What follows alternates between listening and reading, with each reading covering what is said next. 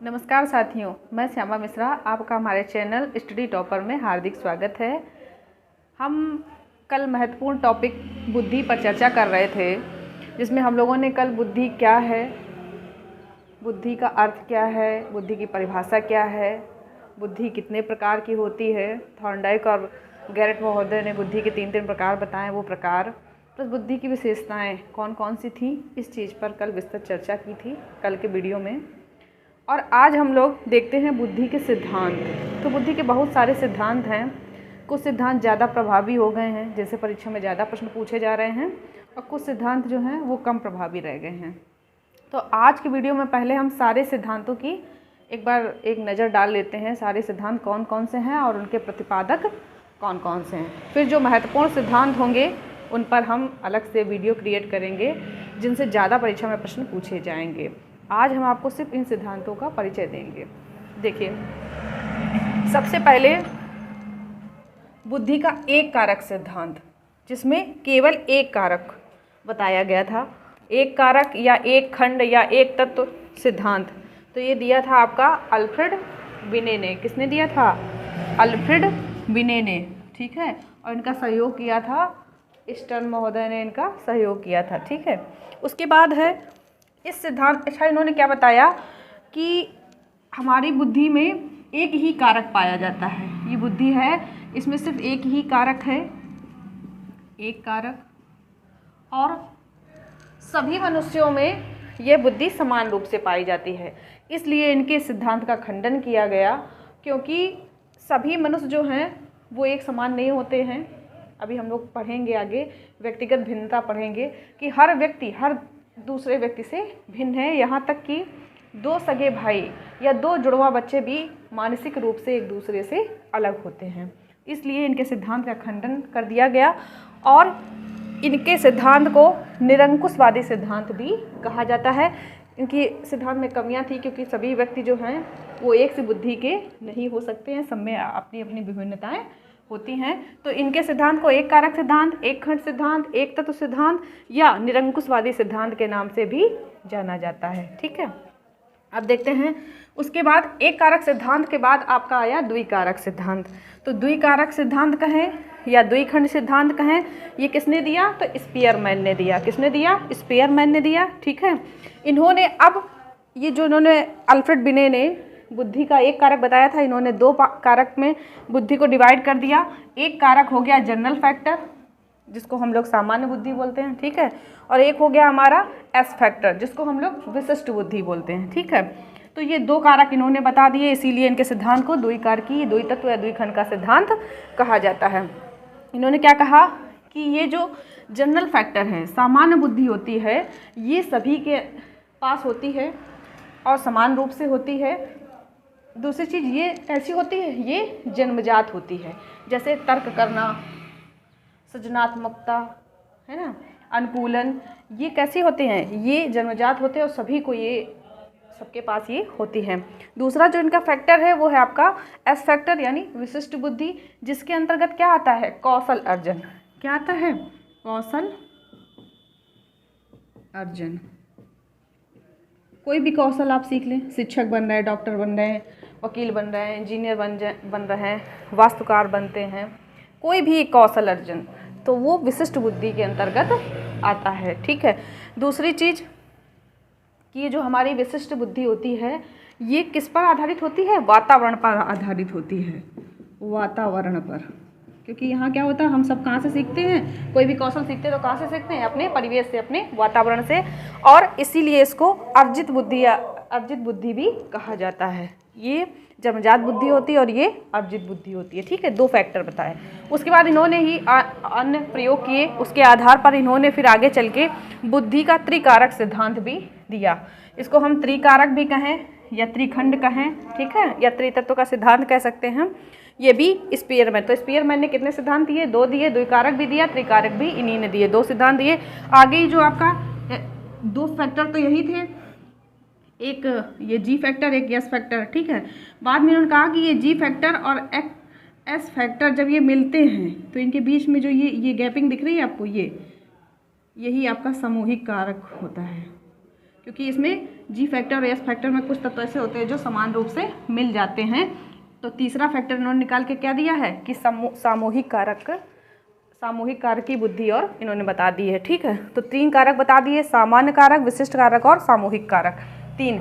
तो प्रश्न आ जाए कि त्रिकारक किसने दिया है, तो स्पीयरमैन ने। द्विकारक किसने दिया, तो स्पीयरमैन ने। ठीक है, आगे चलते हैं। चौथा सिद्धांत देख लेते हैं, बहुकारकी सिद्धांत। इस सिद्धांत बहुकारकी मतलब जिसमें बहुत सारे कारक हों, कि मैंने बताया है कि बुद्धि जो है वो अनेक मानसिक योग्यताओं से मिलकर बनी हुई, इसमें समस्त मानसिक योग्यताओं का योग होता है, तब बुद्धि का निर्माण होता है।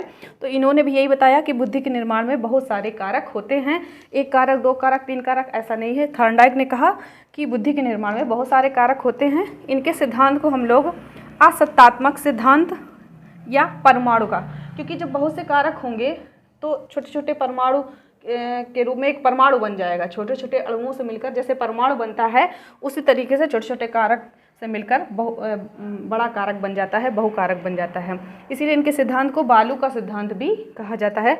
देखिए इन्होंने इस तरीके से कहा कि ये मान लीजिए हमारी बुद्धि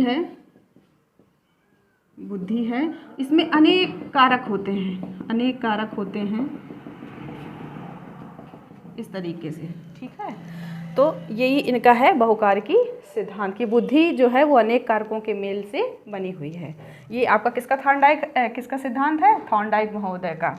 बहुकारकी सिद्धांत या असत्तात्मक सिद्धांत या परमाणु का सिद्धांत या बालू का सिद्धांत किसने दिया, तो E.L. थॉर्नडाइक ने। प्रश्न ऐसे आ जाता है कि बालू का सिद्धांत किसे कहा जाता है और किसने प्रतिपादित किया, तो बालू का सिद्धांत बहुकारकी सिद्धांत को कहा जाता है और प्रतिपादन E.L. थॉर्नडाइक ने किया। ठीक है, 5वां देख लीजिए, समूहकारकी सिद्धांत। समूहकारकी सिद्धांत, इसको हम लोग बहुमानसिक योग्यताओं का सिद्धांत भी कहते हैं। या प्रश्न ऐसा था कि समूहकारकी सिद्धांत किसने दिया है या बहुमानसिक योग्यताओं का सिद्धांत किसने दिया है, तो लुईस थर्स्टन ने दिया है। किसने दिया है, लुईस थर्स्टन और एक कैली भी हैं। लुईस थर्स्टन और कैली दोनों ने मिलकर दिया है। कैली ने 9 मानसिक योग्यताएं बताई हैं और थर्स्टन ने 7 मानसिक योग्यताएं बताई हैं। लुईस थर्स्टन ने कहा है कि हमारी बुद्धि 7 मानसिक योग्यताओं के मेल से बनी हुई है। हमारी बुद्धि 7 मानसिक योग्यताओं के मेल से बनी हुई है। ऐसा किसने कहा है, लुईस थर्स्टन ने कहा है। और इनका सिद्धांत कौन सा है, बहुकारकी सिद्धांत या बहुमानसिक योग्यताओं का सिद्धांत।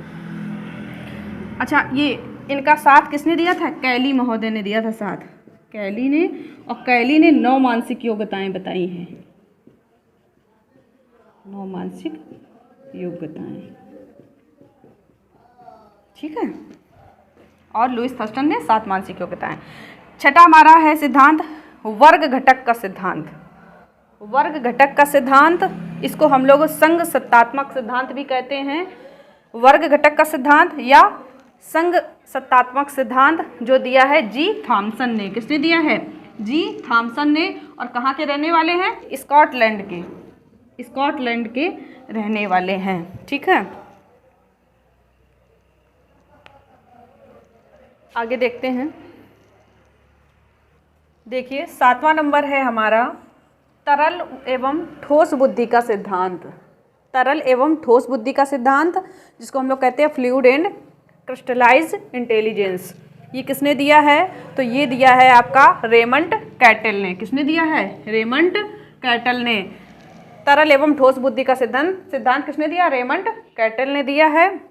इन्होंने क्या कहा कि जो हमारी फ्लूइड बुद्धि होती है, तरल बुद्धि होती है, कैसी होती है, अनुवांशिक होती है और हमारी जन्मजात होती है। जन्म से ही हमारे पास ये बुद्धि होती है। इसी के अंतर्गत हम लोग तर्क, चिंतन और आपकी सृजनात्मकता जैसे गुण इसके अंतर्गत आते हैं। दूसरी जो बुद्धि इन्होंने बताई है ठोस बुद्धि, जिसको हम लोग क्रिस्टलाइज बुद्धि कहते हैं। तो ये कैसी होती है, अर्जित होती है। और कहाँ से अर्जित करते हैं, सामाजिक परिवेश से अर्जित करते हैं। जैसे कोई भी विशिष्ट या इसको हम कह सकते हैं, जो हमारी ठोस बुद्धि है इसको हम लोग विशिष्ट बुद्धि भी कह सकते हैं, लेकिन इन्होंने ठोस कहा है तो हमें ठोस ही पढ़ना पड़ता है। विशिष्ट बुद्धि भी होती है जिसके अंतर्गत हम लोग कोई ना कोई कौशल अर्जन करते हैं। ठीक है, 2 प्रकार की बुद्धि बताइए, तरल एवं ठोस बुद्धि का सिद्धांत किसने दिया है, रेमंड कैटल ने दिया है।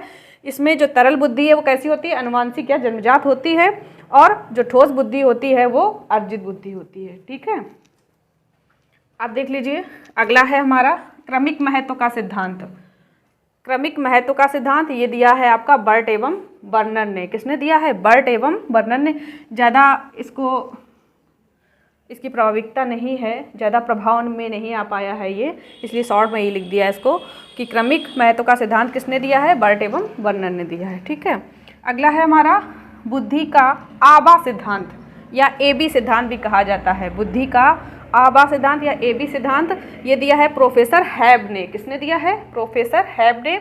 इन्होंने बुद्धि को 2 पार्ट में डिवाइड किया है, आ बुद्धि और बा बुद्धि। ठीक है, इन्होंने आ और बा, ये ऐसे परीक्षा में आ जाता है कि बुद्धि का आ बा सिद्धांत किसने दिया है? तो दिया है किसने? प्रोफेसर हैब ने। उसके बाद अगला है हमारा त्रिआयामी सिद्धांत। ये बहुत महत्वपूर्ण सिद्धांत है, त्रिआयामी सिद्धांत। इसको हम एक और नाम से जानते हैं जिसको हम कहते हैं त्रिविमीय सिद्धांत या धनात्मक बुद्धि का सिद्धांत या बुद्धि की संरचना का सिद्धांत। किसी भी तरीके से आपसे पूछ सकता है कि त्रिआयामी सिद्धांत किसने दिया है या त्रिविमीय सिद्धांत किसने दिया है, या त्रिविमीय मतलब जिसमें 3 विमाओं के द्वारा प्रदर्शित किया गया हो। धनात्मक बुद्धि का सिद्धांत किसने दिया है या बुद्धि की संरचना का सिद्धांत किसने दिया है? तो किसने दिया है? जेपी गिलफोर्ड ने। किसने दिया है? जेपी गिलफोर्ड ने। ठीक है, 3 डायमेंशन थ्योरी इनको बोलते हैं। इनके सिद्धांत को दिया है किसने? जेपी गिलफोर्ड में। इसके लिए या इस टॉपिक पर मैं अलग से वीडियो बनाऊंगी, उसमें अच्छे से इस टॉपिक को समझाऊंगी, जो कि बड़ा सिद्धांत है ये और महत्वपूर्ण सिद्धांत भी है। फिलहाल भी आप इतना जान लीजिए कि इसको त्रिआयामी, त्रिविमीय, धनात्मक बुद्धि या बुद्धि संरचना के सिद्धांत के नाम से जाना जाता है और प्रतिपादक कौन है? J P Guilford. ठीक है, अगला है हमारा बहुबुद्धि सिद्धांत। कौन है? बहुबुद्धि सिद्धांत। और ये किसने दिया है? हावर्ड गार्डनर ने दिया है। किसने दिया है? हावर्ड गार्डनर ने दिया है। इन्होंने बुद्धि की संरचना में 10 कारकों को महत्वपूर्ण बताया है कि बुद्धि जो है वो 10 कारकों के से मिलकर के बनी हुई है, इसलिए इनके सिद्धांत को बहुबुद्धि सिद्धांत कहा जाता है। बहुत फेमस सिद्धांत है, बहुत प्रश्न इससे पूछे जाते हैं।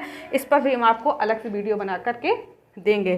तो प्रश्न बस सीधा अगर एग्जाम में पूछेगा तो बहुबुद्धि का सिद्धांत किसने दिया है? हावर्ड गार्डनर ने दिया है। इन्होंने बुद्धि में कितने कारक बताए हैं? तो 10 कारकों के मेल से बुद्धि बनी है, ऐसा किसने कहा है? Howard Gardner. ये दोनों सिद्धांत, त्रिआयामी और बहुबुद्धि सिद्धांत, बहुत महत्वपूर्ण है। अगला है हमारा त्रितंत्र का सिद्धांत। त्रितंत्र का सिद्धांत किसने दिया है? तो स्टर्नबर्ग ने दिया है। किसने दिया है? स्टर्नबर्ग ने दिया है। त्रितंत्र का सिद्धांत स्टर्नबर्ग ने दिया है। इन्होंने अपने सिद्धांत में त्रितंत्र कहा गया है किस लिए? क्योंकि इन्होंने 3 प्रकार की बौद्धिक क्षमताओं से मिलकर हमारी बुद्धि बनी है, ऐसा किसने कहा है? स्टर्नबर्ग ने कहा है कि हमारी जो बुद्धि है वो 3 प्रकार की बौद्धिक क्षमताओं से मिलकर के बनी है। कौन कौन सी 3 क्षमताएं हैं? तो एक है, पहला है विश्लेषण। कौन है? विश्लेषण। दूसरा अनुमानिक और तीसरा सांदर्भिक। सांदर्भिक को हम लोग ये आपका वातावरणीय भी कहते हैं, वातावरणीय। ठीक है, इन्होंने क्या कहा है स्टर्नबर्ग ने कि हमारी बुद्धि जो है वो 3 प्रकार की बौद्धिक क्षमताओं से मिलकर बनी है। पहला विश्लेषणात्मक, दूसरा अनुमानिक और तीसरा सांदर्भिक। और देखिए सबसे लास्ट वाला हमारा है जो सिद्धांत, वो है संवेगात्मक बुद्धि का सिद्धांत। किसका है? संवेगात्मक बुद्धि का सिद्धांत है। और ये किसने दिया है? तो ये दिया है डेनियल गोलमैन ने। किसने दिया है? डेनियल गोलमैन ने दिया है। इन्होंने बुद्धि के निर्माण में 4 तत्व बताए हैं। देखो याद ऐसे रखना है कि संवेगात्मक बुद्धि का सिद्धांत किसने दिया है? तो गोलमैन ने दिया है, डेनियल गोलमैन ने दिया है, इतना याद रखना है। कितने तत्व बताए? किस मनोवैज्ञानिक ने अपने सिद्धांत में कितने तत्व बताए, ये आपको जरूर याद रखना है। तो इन्होंने अपने सिद्धांत में, संवेगात्मक बुद्धि के सिद्धांत में 4 तत्व बताए हैं। कितने बताए हैं? 4 तत्व बताए हैं। कौन कौन सा बताया है? तो एक बताया है स्वजागरूकता, दूसरा आत्म प्रबंधन, तीसरा सामाजिक कौशल और चौथा सामाजिक चेतना। 4 तत्व बताए हैं नो कि ये 4 तत्वों से मिलकर बुद्धि का निर्माण होता है। किसने बताए हैं? डेनियल गोलमैन ने बताए हैं। पहला स्वजागरूकता, दूसरा आत्म प्रबंधन, तीसरा सामाजिक कौशल और चौथा सामाजिक चेतना। ठीक है, ये हमारे महत्वपूर्ण बुद्धि के सिद्धांत हैं। इसमें से जो सिद्धांत महत्वपूर्ण है, जैसे ये 3 डायमेंशन थ्योरी जेपी गिलफर्ड की, और बहुबुद्धि का सिद्धांत हार्वर्ड गार्डनर का। उसके बाद आपका जो थर्स्टन का सिद्धांत है, उन्होंने अपने सिद्धांत में 7 कारक बताए हैं बुद्धि के निर्माण में, ये भी महत्वपूर्ण है। और एक ये आपका है संवेगात्मक बुद्धि का सिद्धांत, डेनियल गोलमैन का है। ये जो सिद्धांत महत्वपूर्ण है, इन पर मैं अलग से वीडियो बना दूंगी। फिलहाल ये सारे बुद्धि के सिद्धांत किसने कितने प्रकार बताए हैं और कौन इसके प्रतिपादक हैं, इतना आप लोगों को कंप्लीट कर लेना है। ठीक है, अगर वीडियो आपके लिए हेल्पफुल रहा है तो वीडियो को लाइक सब्सक्राइब जरूर कर दें, क्योंकि आप सभी शिक्षक हैं और एक शिक्षक ही दूसरे का सहयोग करता है। Thank you for watching.